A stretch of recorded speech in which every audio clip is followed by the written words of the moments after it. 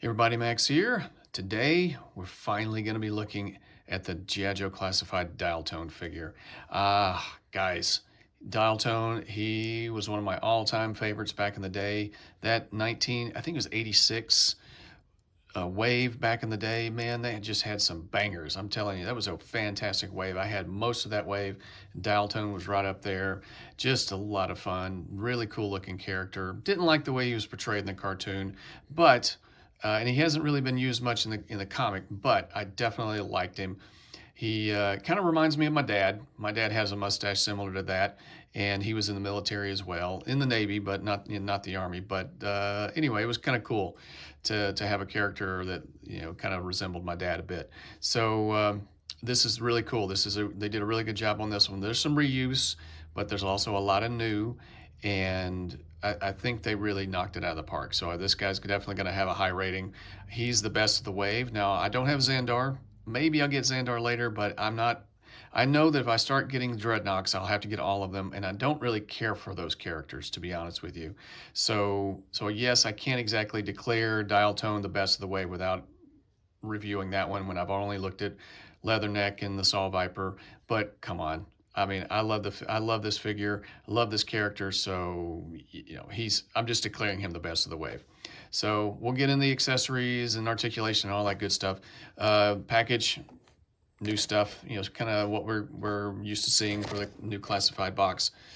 Pretty cool artwork on the side there, and I do like the what we're getting in terms of photography on the back.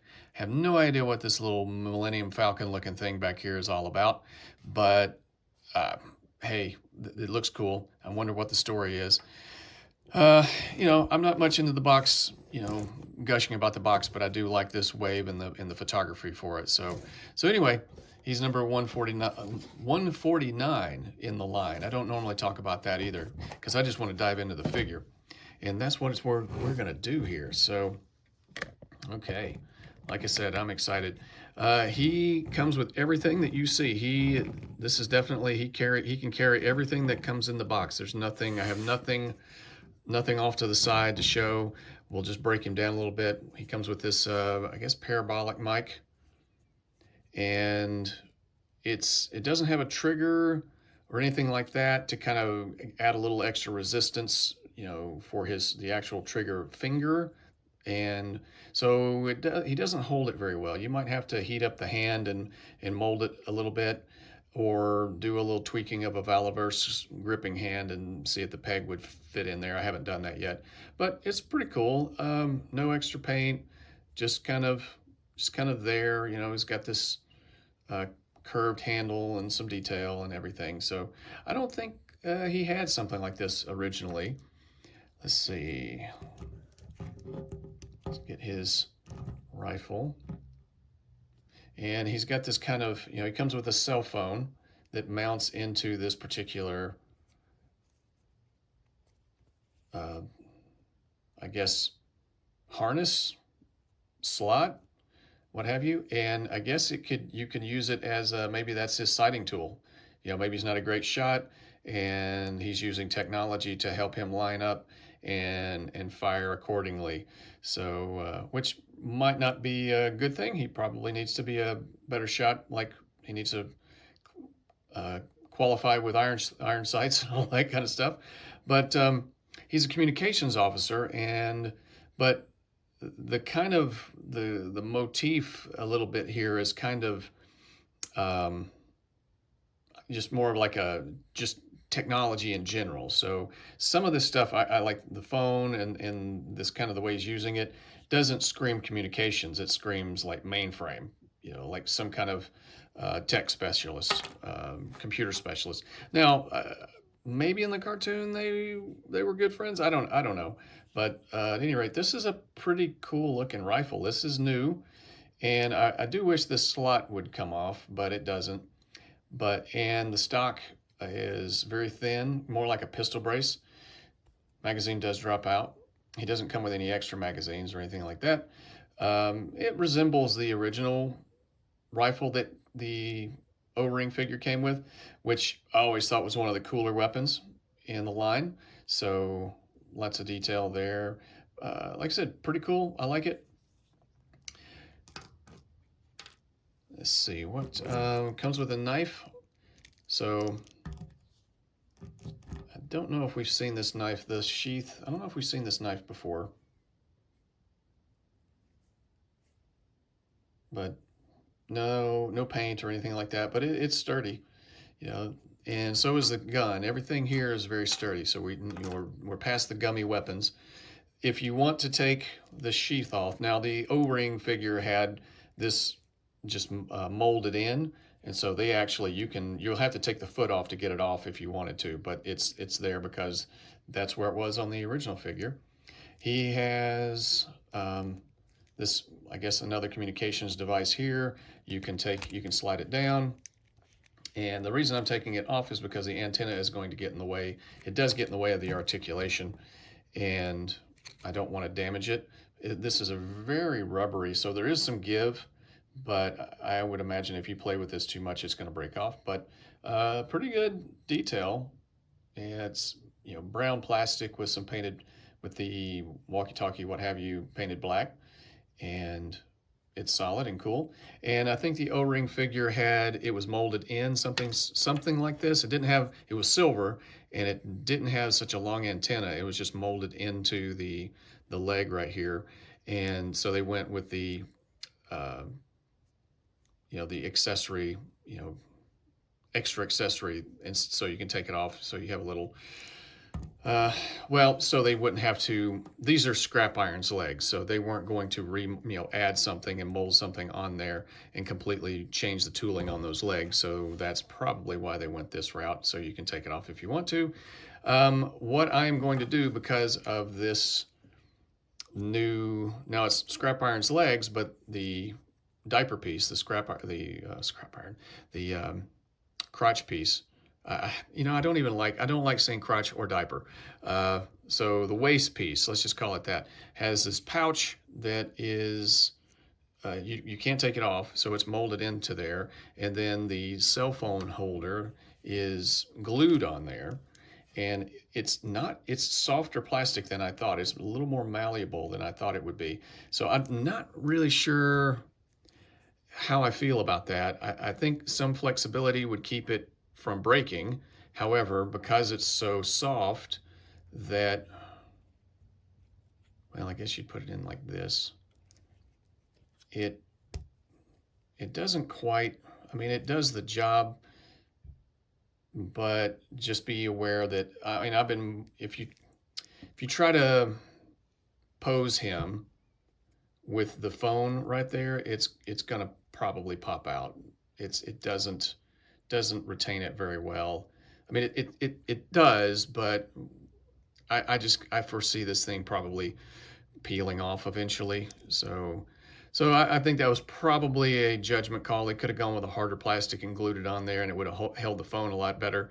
But moving the legs around definitely would probably dig into the leg or cause this piece to break off. Then people would complain. So they went with something softer, and just be aware of that. Accessories. Okay, so he does come with,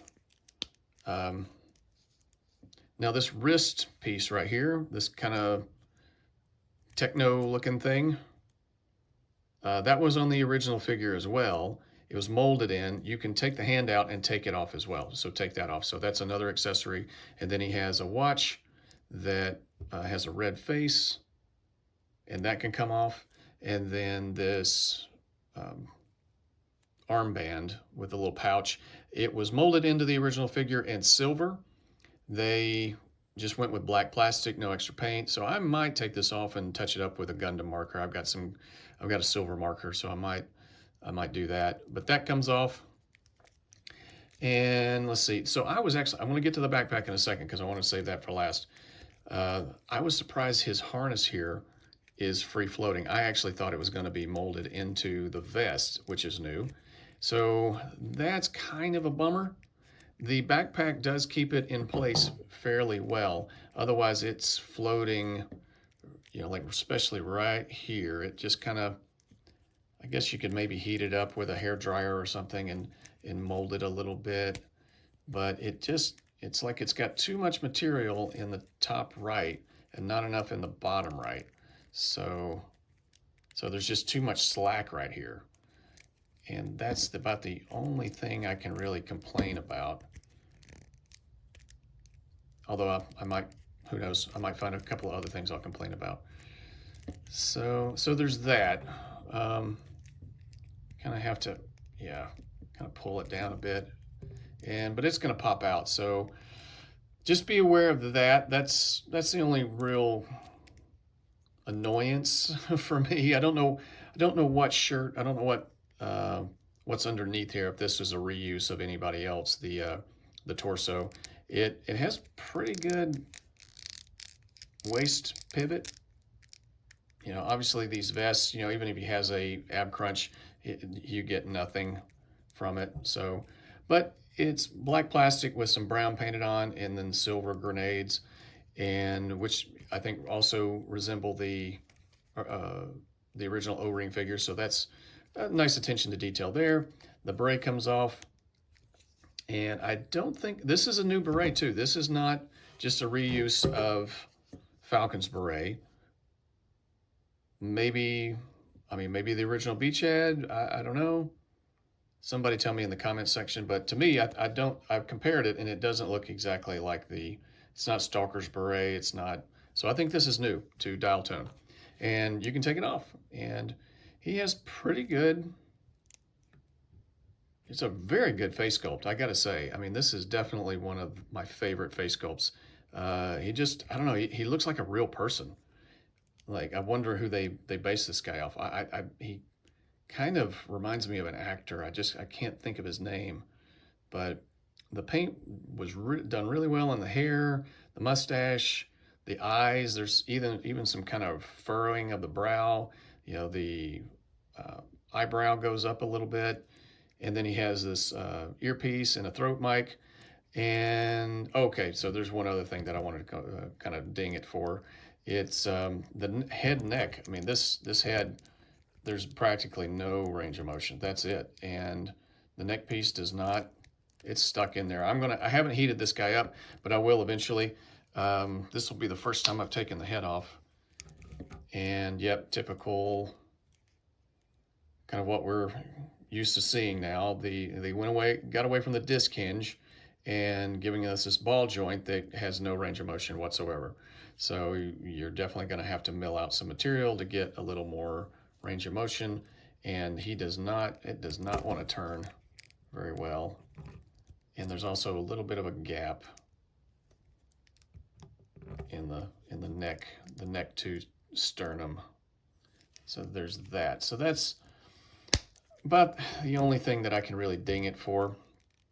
Like I said, the harness and this neck piece. But yeah, I really dig this head sculpt.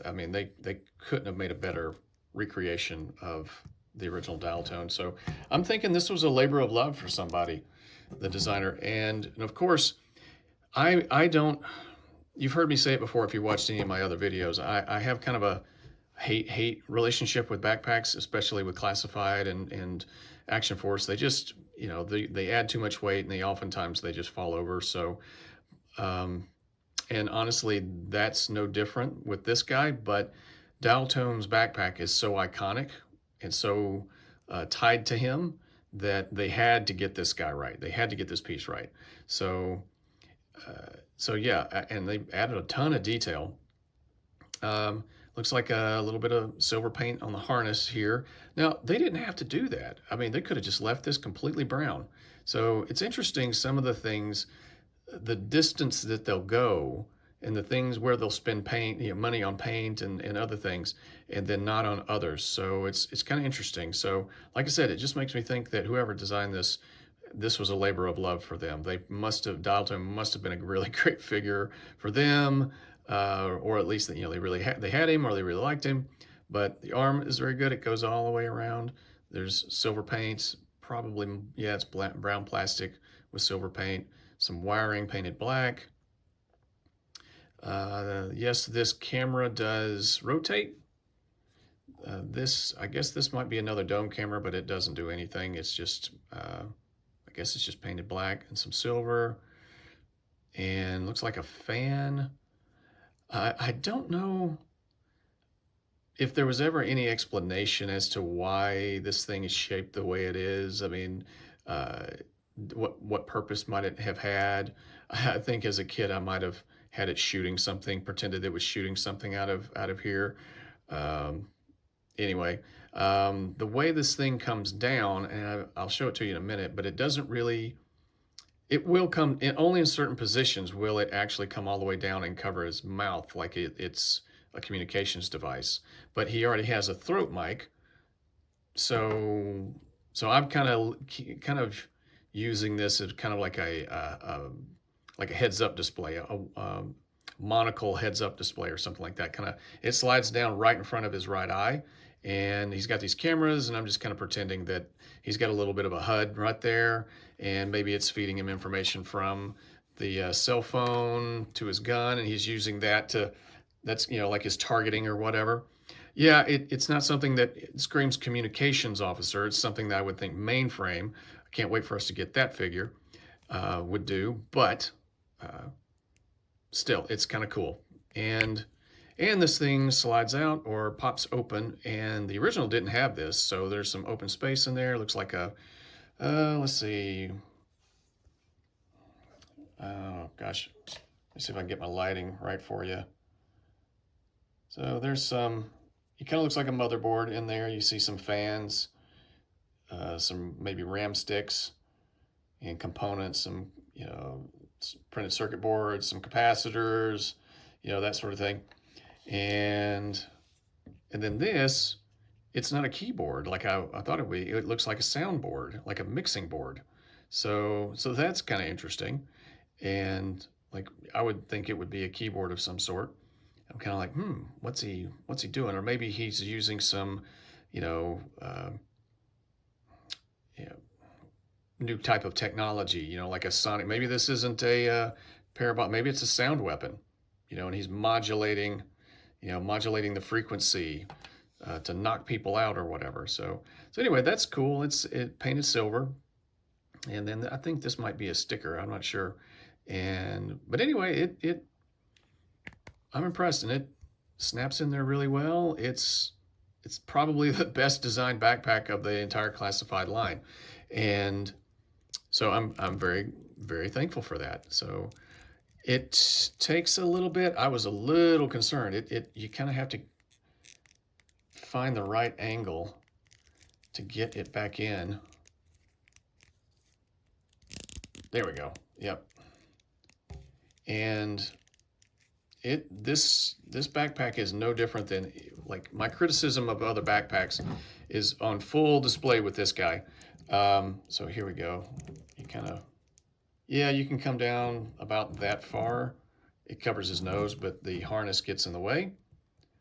So I kind of treat it like a kind of a heads-up display, kind of a single-eyed reticle or something like that. But at any rate, it's heavy.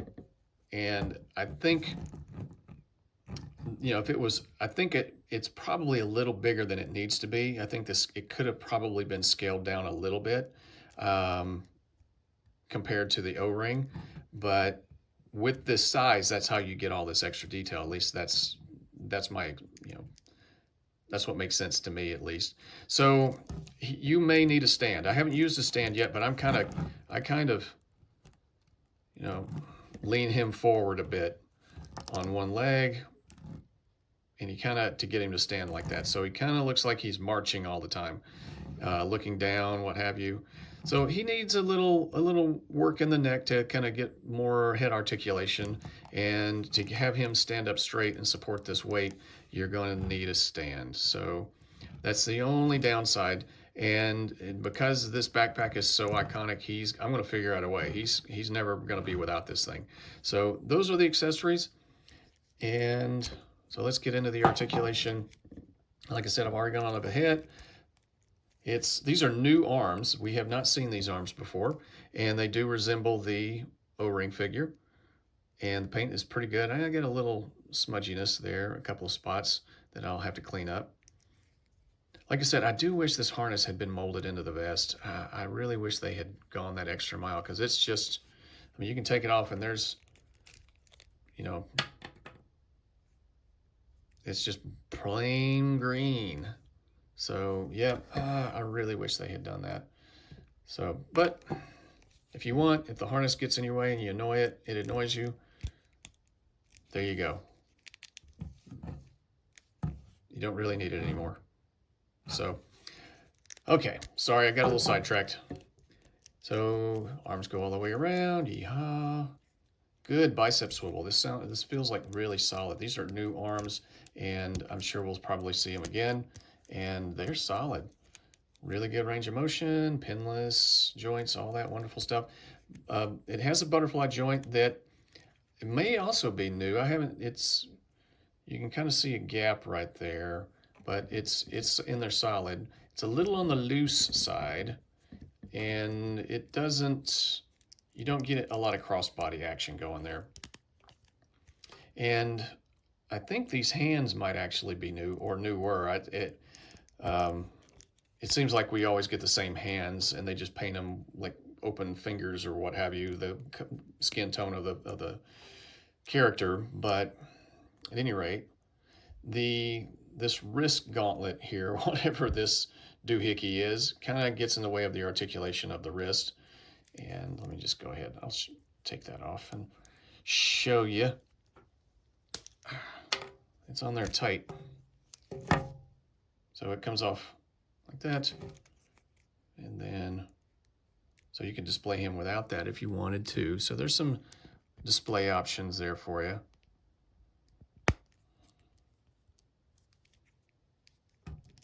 Okay. And I went over the waist. You know, there's not much forward bend, backward bend. Really good splits. Trying to kick forward with the cell phone in there, you're not going to get a lot of range of motion. But he gets about a 90 degree on the left, or right side, I should say. And there's that. Like I said, these are Scrap Iron's legs, which I think fit. They're getting a lot of usage out of Scrap Iron's legs lately in his parts. But they fit the character. He had knee pads, and these boots look quite like the O-ring figure. They match the green of the O-ring figure, and so it makes me wonder if they had dial tone in mind when they designed Scrap Iron. They were just, saving it for down the road. And but yeah, there you go. I didn't exactly. Just in case you don't have Scrap Iron, so it kicks back that far. Because of this sheath on the ankle, he's not going to get good range of motion on the left foot. So, but you can do a boil and pop and take off the foot and take that off. But because they're Scrap Iron's feet, when they are unencumbered by a knife sheath, he has pretty good range of motion. And these feet, we have seen them. I know they've been used on Alpine and a few other figures maybe. So at any rate, that is dial tone, and I am very, very happy to have him in the collection. He's a great figure. Like most figures, I mean, there's flaws and what have you. I mean, nothing's going to be perfect, but I still, because I'm such a fan, and I think this turned out really well. Yeah, I have a couple of things I'd ding it on, but I'm going to give this guy a warp factor of 9. Nah, I'm going to give him like a 9.5. Maybe I'm being generous because, I'm going to have to do a little tweaking, but just aesthetically, everything just turned out really well. So I'm over the moon, gushing over this guy. Maybe you will too. I hope you have him. Definitely recommend him. If you're a classified fan, I think you're going to like him. So let me know what you think in the comment section. Warp factor of 9.5. This is Mr. Dial Tone. So I'll talk to you guys later. Take care.